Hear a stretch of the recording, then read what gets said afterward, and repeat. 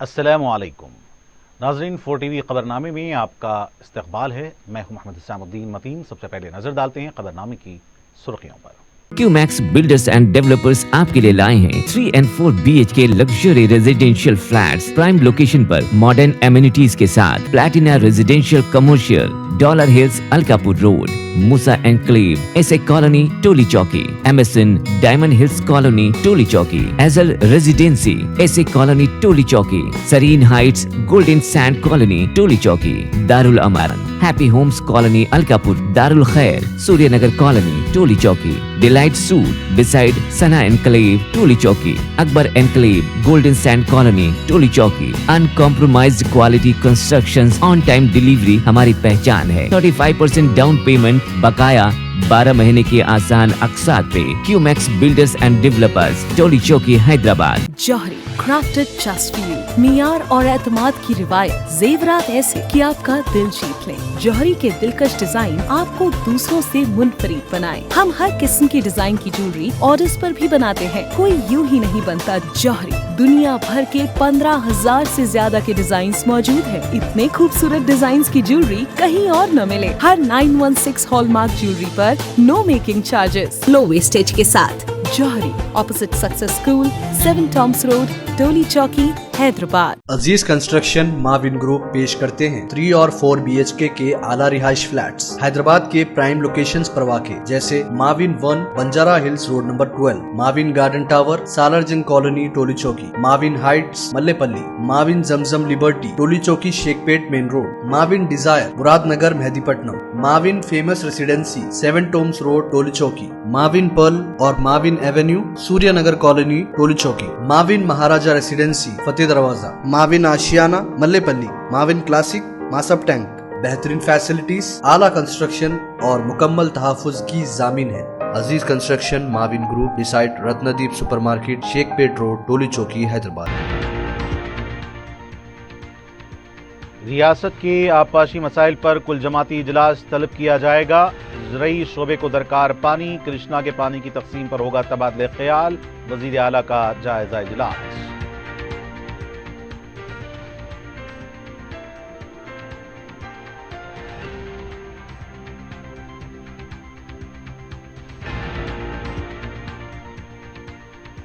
रियासती बजट इजलास 14 फरवरी से तलब करने का इम्कान। बजट की तैयारी के साथ साथ BRS की बदनवानी का कच्चा चिट्ठा भी तैयार हो रहा है।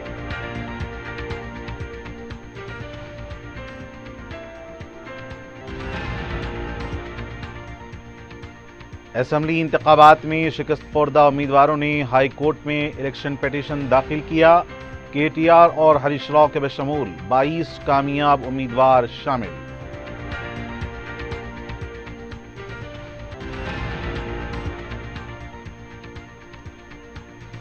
बालापुर हुदूद में म्यांमार के एक शहरी का कत्ल, पुलिस तहकीकात में मसरूफ।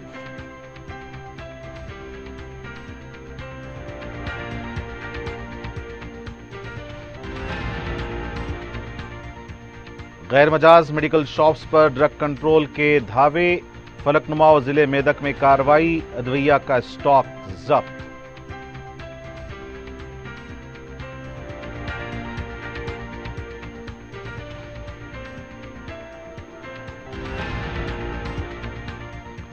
और रामनतापुर में 34 किलो गांजे के चॉकलेट्स जब्त, एक शख्स गिरफ्तार।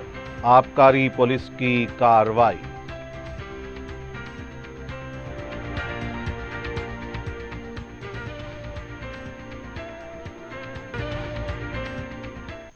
और पेश खबरें तफसील से। वज़ीर आला ने ज़राअत के लिए दरकार पानी और कृष्णा प्रोजेक्ट्स के मसाइल से मुताल्लिक़ कुल जमाती इजलास तलब करने का फैसला किया है।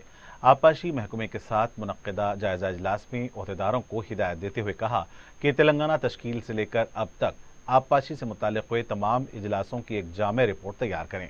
इस पर कुल जमाती इजलास में तबादला ख्याल किया जाएगा। वज़ीर आला ने कहा कि कृष्णा के पानी के 811 TMC में से 512 TMC आंध्रा को देने और 299 TMC पानी तेलंगाना देने पर इत्तेफाक क्यों किया गया है। अपोजिशन जमातों के दलाइल में कितनी हकीकत है, इस सिलसिले में फैसला किसने किया है, इसको अवाम के सामने रखना चाहिए। वही फैसला किया जाएगा जो तेलंगाना आवाम के लिए बेहतर होगा। इस इजलास में नागार्जुना सागर और श्रीशैलम प्रोजेक्ट्स को KRMB के हवाले करने के इल्जामात पर भी बहस होगी, जबकि हुकूमत ने ऐसा कोई मुआहदा नहीं किया है। एक सियासी जमात के तौर पर तनकीद करना अलग बात है। वज़ीर आला ने कहा कि रियासत में छोटे और दरमियाने प्रोजेक्ट्स को 100% मुकम्मल करने की हिदायत दी है। इस इजलास में वज़ीर आबपाशी उत्तम कुमार रेड्डी और रियासती चीफ सेक्रेटरी शांति कुमारी के अलावा दीगर मौजूद थे।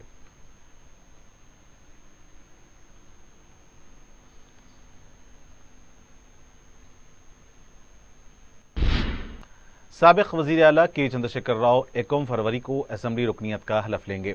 ज़राए के मुताबिक KCR असेंबली स्पीकर G प्रसाद कुमार के चैम्बर में हलफ लेंगे।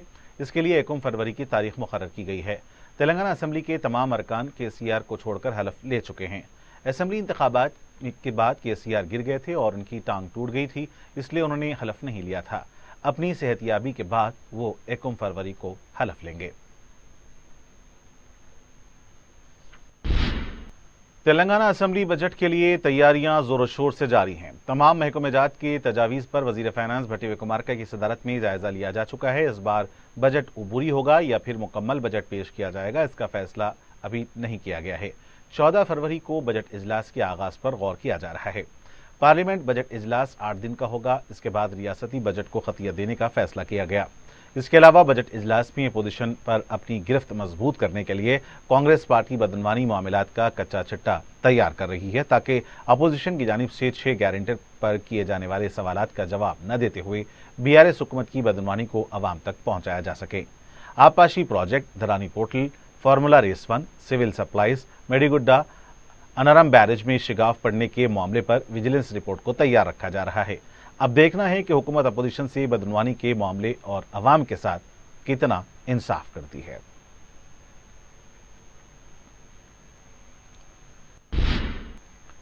वज़ीर आला रेवंत रेड्डी 2 फरवरी से मुश्तरका आदिलाबाद जिले से पार्लियामेंट इंतखाबी मुहिम का आगाज करेंगे। इंद्रवली में बहुत बड़ा जलसेआम से इसका आगाज किया जाएगा। इंतखाबी मुहिम के आगाज से पहले नागोबा मंदिर में खुसूसी पूजा के बाद मुहिम का आगाज करेंगे। वाज़ेह रहे कि रेवंत रेड्डी ने PCC सदर बनने से पहले भी इंद्रवेली जलसे-आम मुनक़िद किया था। इसके बाद असेंबली इलेक्शन मुहिम का आगाज भी इंद्रवेली से किया था। अब पार्लियामेंट इंतखाबात से पहले भी वो इंद्रवेली से इसका आगाज करने वाले हैं। तेलंगाना की कांग्रेस हुकूमत इख्तिदार में आने के बाद स्टाफ नर्सेस के 6,956 जायदादों के तकर्रुरनामे हवाले करने जा रही है। सिलेक्शन के तमाम उमूर गुज़िश्ता हुकूमत में मुकम्मल हो चुके थे। 27 जनवरी को तमाम उमूर मुकम्मल करने के बाद मेडिकल हेल्थ की जानिब से कामयाब होने वाली उम्मीदवारों के नामों का ऐलान कर दिया गया है। इसका पूरा सहरा कांग्रेस हुकूमत के नाम करने के लिए इसको बड़े पैमाने पर करने का फैसला किया गया है। 31 जनवरी को लाल बहादुर स्टेडियम में प्रोग्राम मुनक्किद करने का फैसला किया है। 31 जनवरी को दोपहर 3 बजे यह प्रोग्राम मुनक्किद होगा। इस प्रोग्राम में वज़ीर आला रेवंत रेड्डी और नायब वज़ीर आला भट्टी विक्रमार्का शिरकत करेंगे। वज़ीर सेहत दामोदर राज नरसिम्हा और चीफ सेक्रेटरी शांति कुमारी भी इस प्रोग्राम में शिरकत करेंगे।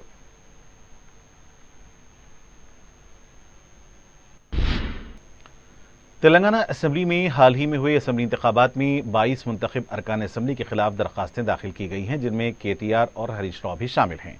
ज़राए के मुताबिक जुमला 24 असेंबली हल्कों में शिकस्त खाने वाले उम्मीदवारों ने जुमला 30 इलेक्शन पिटीशन दाखिल किए। सिरसिल्ला में कांग्रेस उम्मीदवार KK महेंदर रेड्डी ने इल्जाम लगाया कि KTR ने अपने फर्जंद के असासों को शामिल नहीं रखा है। महेंदर रेड्डी ने कहा कि KTR के फर्जंद के नाम 32 एकड़ आराजी की सेल डीड है। सिद्दीपेट के बीजेपी के उम्मीदवार चक्रधर ने सिद्दीपेट इंतखाबात को चैलेंज किया है। बीजेपी उम्मीदवार E राजेंद्र ने हुजूराबाद में कौशिक रेड्डी के मुंतखब होने पर चैलेंज किया है। कांग्रेस के उम्मीदवार मोहम्मद अजहरुद्दीन ने जुबली हिल्स में मांगटी गोपीनाथ के मुंतखब होने का चैलेंज किया है। गदवाल, आसिफाबाद, पटनचेरू, कोत्तागुड़म और दीगर हलक़ात में दरख्वास्त दाखिल की गई हैं। पता चला है कि आने वाले दिनों में इलेक्शन पिटीशन की तादाद में मजीद इजाफा होने का इम्कान है। दाखिल पिटीशन हलफनामों, EVM, VVPAT के मसाइल पर मबनी हैं।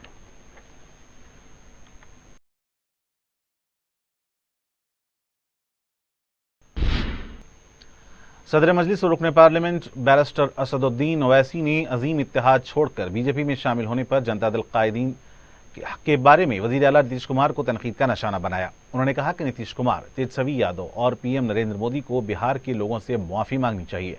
बैरिस्टर ओवैसी ने कहा कि नीतीश कुमार को वहां जाकर बैठते हुए शर्म नहीं आती। नीतीश कुमार की बातों का न कोई भरोसा न एतबार है। बैरिस्टर ओवैसी ने राष्ट्रीय जनता दल कायद तेजस्वी यादव को भी शदीद तनकीद का निशाना बनाते हुए कहा कि तेजस्वी यादव को अब कैसा महसूस हो रहा है, आपने हमारे 4 MLAs को तोड़ा था। उन्होंने कहा कि नीतीश कुमार ने तमाम रिकॉर्ड तोड़ दिए हैं। मैंने हमेशा कहा था कि नीतीश कुमार बीजेपी के साथ जाएंगे। नीतीश कुमार सिर्फ RSS का चेहरा होंगे और बिहार में नरेंद्र मोदी की हुक्मरानी होगी। तेजस्वी यादव और उनके खानदान ने लोगों को एक तरफ कर दिया है। बैरिस्टर ओवैसी ने कहा कि बिहार के साथ धोखा किया गया है। बिहार में कोई तरक्की नहीं हुई, रियासत में नौकरशाही उरूज पर है। उन्होंने कहा कि मजलिस ने हमेशा कहा है कि सियासी सेकुलरिज्म का इस्तेमाल हिंदुस्तानी मुसलमानों को धोखा देने के लिए किया जाता है और अब बिहार के मुसलमानों को फिर से धोखा दिया गया है। सिलसिले में नीतीश कुमार को, तेजस्वी यादव को और देश के वजीर आजम नरेंद्र मोदी को, तीनों को बिहार की जनता से माफी चाहनी चाहिए। और तीनों पार्टीज ने मिलकर बिहार की जनता को जो बातें की हैं और जो वादे किए थे और अपनी पॉलिटिकल आइडियोलॉजी की बात की थी, उन सब तीनों ने मिलकर बिहार की जनता को एक बहुत बड़ा धोखा दिया है। और यकीनन इसमें सबसे बड़ा रोल है नीतीश कुमार का। नीतीश कुमार कल तक हमको गाली देते थे कि ओवैसी बी टीम है। अब नीतीश कुमार को शर्म नहीं आती उसी जगह पर जाकर बैठने के लिए जहां पर हम पर इल्जाम लगाते थे। और नीतीश कुमार ने पॉलिटिकल अपॉर्चुनिज्म कहना तो अंडरस्टेटमेंट होगा, उन्होंने हर चीज का रिकॉर्ड तोड़ दिया है और कोई उनकी बात का न एतबार है न भरोसा है। मैं शुरू से कह रहा था कि नीतीश कुमार फिर से बीजेपी में जाएंगे, मगर लोग हमारी बात पे यकीन नहीं कर रहे थे। अब हम तेजस्वी यादव से पूछना चाह रहे हैं कि बताओ कैसा लग रहा है आपको? अभी आपने हमारे 4 MLAs को तोड़ा था, अब आपको कुछ दर्द हो रहा है सीने में, तकलीफ हो रही है आपको अपने भेजे में? अब आपको मालूम हो रहा है कि जो खेल आप हमसे खेले थे वही खेल आपसे हो गया। और तेजस्वी यादव और उनकी पार्टी धोखा दी है। 2 मर्तबा नीतीश कुमार को उन्होंने मुख्यमंत्री बनाया। बताइए अब क्या हासिल हुआ? आपने बीजेपी को आपने सत्ता दे दी। नीतीश कुमार तो सिर्फ अभी तो नाम के मुख्यमंत्री रहेंगे, हुकूमत चलेगी बिहार में RSS की, नरेंद्र मोदी की। हम तो यही चीज को रोकना चाह रहे थे। MIM पार्टी इसी को रोक रही थी। और जब हमारे सीमांचल की जनता ने MIM के 5 विधायक को कामयाब किया तो हमने तो जब उनके स्पीकर के इलेक्शन में तायद की थी गठबंधन के। मगर तेजस्वी यादव को और उनके परिवार को ऐसा लगता है कि बिहार की जनता एक तरफ और उनके परिवार से कोई भी मुख्यमंत्री बन जाए। नीतीश कुमार को लगता है कि मैं जब तक जिंदा रहूं मुख्यमंत्री रहूं, और बीजेपी को लगता है कि भाई हर चीज हमको मिल जाए, चाहे कुछ भी हो, किस तरीके से हो जाए। देश के प्रधानमंत्री का भाषण मुझे याद आ रहा है जब नीतीश कुमार ने वो ऑब्जेक्शनेबल बातें कही थी महिलाओं के बारे में। देश के प्रधानमंत्री ने कहा था क्या गंदगी फैला रहे हैं, और देश के प्रधानमंत्री ने महिलाओं से वादा किया था कि मैं आपको इन लोगों से बचाऊंगा। अब देश के प्रधानमंत्री खुद नीतीश कुमार को बाजू बिठाकर चाय पिला रहे हैं। तो इसका टोटल ये है कि बिहार की जनता का एक बहुत बड़ा नुकसान और धोखा उनको दिया जा रहा है। बिहार में डेवलपमेंट रुक चुका है, अफसरशाही बढ़ चुकी है, और हम तो शुरू से सीमांचल की लड़ाई लड़ते आए, लड़ते रहेंगे। और इससे जनता को फिर से मालूम हो गया कि MIM और ओवैसी जो बात कह रहा था कि सेकुलरिज्म, पॉलिटिकल सेकुलरिज्म सिर्फ इस्तेमाल किया जाता है भारत के मुसलमानों को धोखा देने के लिए, और अब की बार फिर से धोखा दिया गया है बिहार के मुसलमानों को सिर्फ सत्ता में आकर बैठने के लिए। मैं उम्मीद करता हूं कि न सिर्फ बिहार बल्कि पूरे देश के जो अल्पसंख्यक समाज, मुसलमान और जो हमारे सेकुलर जहन रखने वाले हिंदू, OBC और दलित भाई हैं, वो देखेंगे इन चीजों को कि कैसे सेकुलरिज्म के नाम पर चुनाव में तो वोट लिया जाता है और उसके बाद फिर आपकी वोट को ले जाकर RSS और मोदी के झोली में रख दिया जाता है। तो उम्मीद करते हैं कि वो इससे एक इसका नोट लेंगे और उन पार्टीज का साथ देंगे जो आपकी पॉलिटिकल लीडरशिप को डेवलप करना चाहती है। BRS पार्टी की रुकन कौंसिल के कविता ने कहा कि इंडिया इत्तेहाद टिक नहीं सकेगा। मध्य प्रदेश में ओबीसी के एक प्रोग्राम में शिरकत के बाद मीडिया से बात करते हुए कहा कि सीट शेयरिंग की जब बात आएगी तो इंडिया इत्तेहाद एक साथ नहीं होगा। कविता ने कहा कि यह बात पहले से ही कह चुकी है। इंडिया इत्तेहाद ने अवाम का भरोसा तोड़ा है। अब हमारी जैसी पार्टियों की जिम्मेदारी है कि हम बराबर काम करेंगे। कविता ने कहा कि कांग्रेस जब तक हुकूमत में थी इस वक्त जात पात की मर्दमशुमारी करवाई थी, लेकिन इसको मंजर आम पर नहीं लाया गया। उन्होंने जोर देकर कहा कि मर्दमशुमारी होनी चाहिए। ईवीएम मशीनों के एक सवाल पर कहा कि मुल्क ने इसको कबूल किया है, लेकिन बाज़ नुकसान भी हुए। इन इल्जामात पर इलेक्शन कमीशन को चाहिए कि अवाम को इसके बारे में खुलासा दे।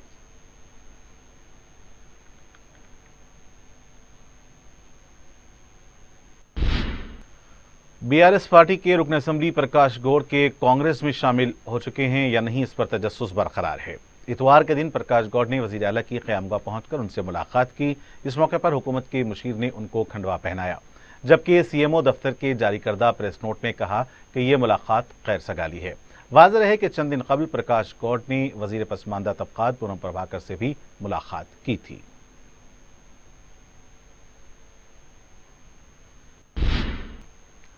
तेलुगु फिल्म इंडस्ट्री से जुड़े अफराद ने वजीर आला रेवंत रेड्डी से उनकी क़यामगाह पर मुलाकात की और वजीर आला को तहनीत पेश की।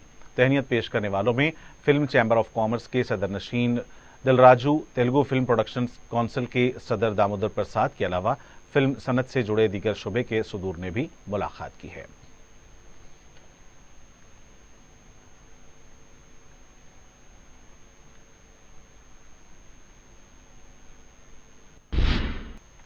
बीआरएस पार्टी के लीडर श्रीधर रेड्डी ने कहा कि कांग्रेस पार्टी के कायदीन आपे से बाहर हो गए हैं, इसलिए बीआरएस के खिलाफ मनमानी इल्जामात लगा रहे हैं। मीडिया से बात करते हुए उन्होंने कहा कि केटीआर के कांग्रेस पर बयानात पर रद्द-ए-अमल जाहिर करने पर जल्दबाजी का इल्जाम लगा रहे हैं। उन्होंने कांग्रेस पार्टी के नायब सदर मल्लू रवि के बयान पर कहा कि रेवंत रेड्डी को कायद बनने के लिए मजीद सलाहियतों की जरूरत है। उन्होंने कहा कि रेवंत रेड्डी राहुल गांधी से ज्यादा मोदी की हिदायत पर अमल कर रहे हैं। उन्होंने कहा कि अवाम से किए गए वादों को पूरा करेंगे तो अवाम खुश होगी। उन्होंने कहा कि रेवंत रेड्डी और किशन रेड्डी की खुफिया दोस्ती को बहुत जल्द मंजर आम पर लाएंगे।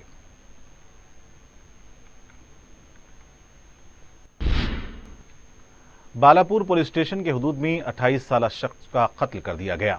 बताया जाता है कि म्यांमार का शहरी मोहम्मद इब्राहिम, जो शाहीन नगर वादिया सालिहीन का रहने वाला था, को उसके मुकाम से करीब चंद नामालूम अफराद ने हमला करके कत्ल कर दिया। खून में लथपथ नाश को देखकर पुलिस को इत्तला दी गई।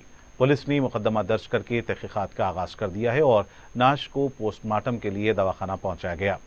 3 दिन कबल इस पुलिस स्टेशन हुदूद में इक़दाम कत्ल का भी एक वाक़या पेश आ चुका है।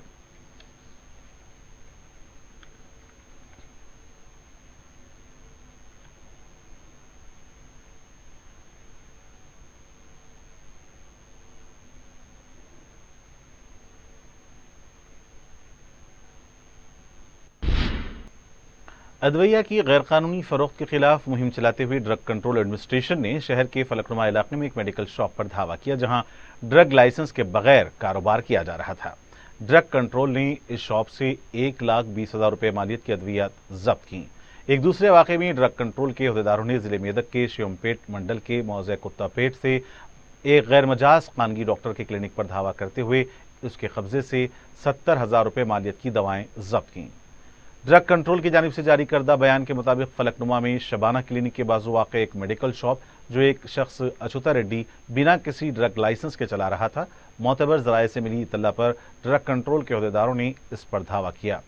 धावे में 40 अक़साम की अद्वियात जिसकी मालियत 1,20,000 रुपए होती है जब्त की गई। ड्रग कंट्रोल के असिस्टेंट डायरेक्टर टी राजमौली की क़यादत में अहदेदारों की एक टीम ने धावे में हिस्सा लिया। मेदक जिले के कोतापेट गांव में एक गैर मजाज डॉक्टर डी श्रीनिवास एक क्लिनिक चला रहा था। इसके पास मरीजों को देने 70,000 रुपए मालियत की अद्विया पाई गई। इस डॉक्टर की न कोई डिग्री है और न ही दवाएं रखने का और फरोख्त करने का इसके पास कोई लाइसेंस है। ड्रग कंट्रोल अथॉरिटीज ने अद्विया के होलसेलर्स को इंतबाह दिया है कि अगर वो गैर मजाज अफराद को दवाएं फरोख्त करेंगे तो उनके खिलाफ भी सख्त कार्रवाई की जाएगी।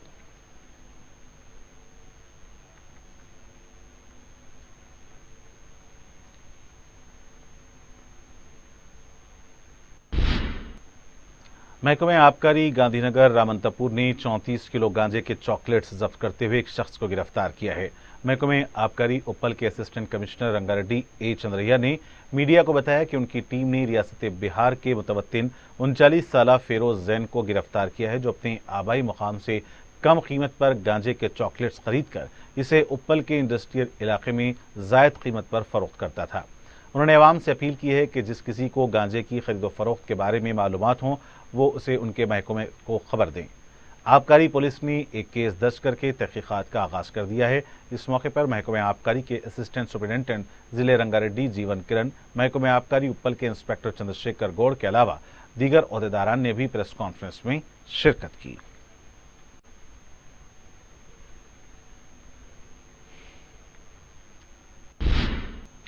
नाज़रीन, आखिर में डालते हैं सुर्खियों पर एक और नजर। क्यूमैक्स बिल्डर्स एंड डेवलपर्स आपके लिए लाए हैं 3 and 4 BHK luxury residential flats prime location पर मॉडर्न एमिनिटीज के साथ Platina Residential Commercial, Dollar Hills Alkapur Road, Moosa Enclave, SA Colony Toli Chowki, MSN Diamond Hills Colony Toli Chowki, Ajal Residency SA Colony Toli Chowki, Sareen Heights Golden Sand Colony Toli Chowki, Darul Aman Happy Homes Colony Alkapur, Darul Khair Suryanagar Colony Toli Chowki, Delight Suite beside Sana Enclave Toli Chowki, Akbar Enclave Golden Sand Colony Toli चौकी। Uncompromised quality constructions, on time delivery हमारी पहचान है। 35% down payment, बकाया 12 महीने के आसान अक़सात पे। QMax builders and developers, Toli Chowki, Hyderabad. Johri crafted just for you, मियार और एतमाद की रिवायत, जेवरात ऐसे कि आपका दिल जीत लें। जौहरी के दिलकश डिजाइन आपको दूसरों से मुनफरिद बनाए। हम हर किस्म की डिजाइन की ज्वेलरी ऑर्डर्स पर भी बनाते हैं, कोई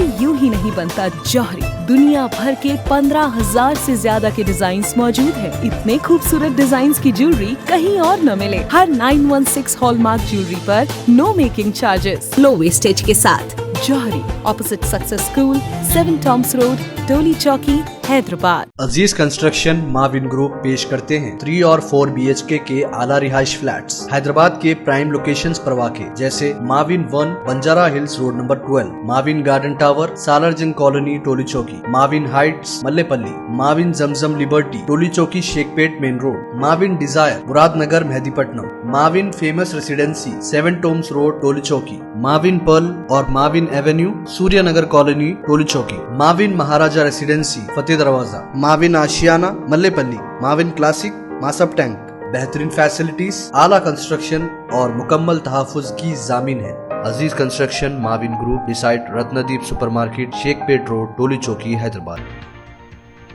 रियासत के आबपाशी मसाइल पर कुल जमाती इजलास तलब किया जाएगा। ज़रई शोबे को दरकार पानी, कृष्णा के पानी की तकसीम पर होगा तबादले ख्याल, वज़ीर आला का जायजा इजलास।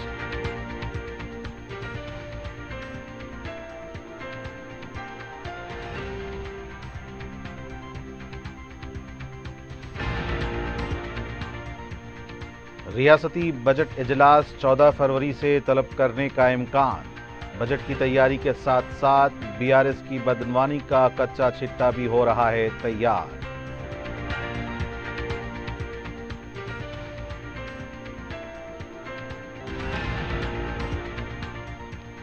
असेंबली इंतखाबात में शिकस्तखोर्दा उम्मीदवारों ने हाई कोर्ट में इलेक्शन पिटीशन दाखिल किया। KTR और हरीश राव के बशमूल 22 कामयाब उम्मीदवार शामिल।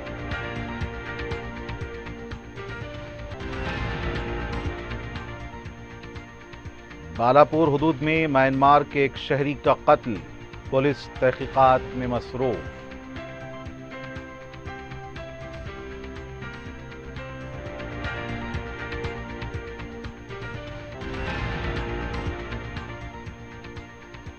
गैर मजाज मेडिकल शॉप्स पर ड्रग कंट्रोल के धावे, फलकनुमा व जिले मेदक में कार्रवाई, अदविया का स्टॉक जब्त।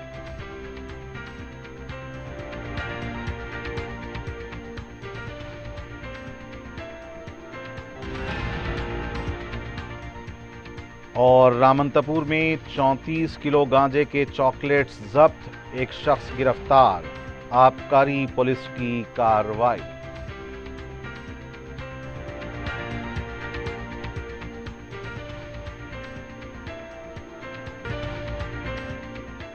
नाज़रीन, इसी के साथ 4TV खबरनामे का सिलसिला फिलहाल ही खत्म होता है। मुझे मोहम्मद हुसैनुद्दीन मतीन को पूरी टीम के साथ दें इजाज़त। खुदा हाफिज़।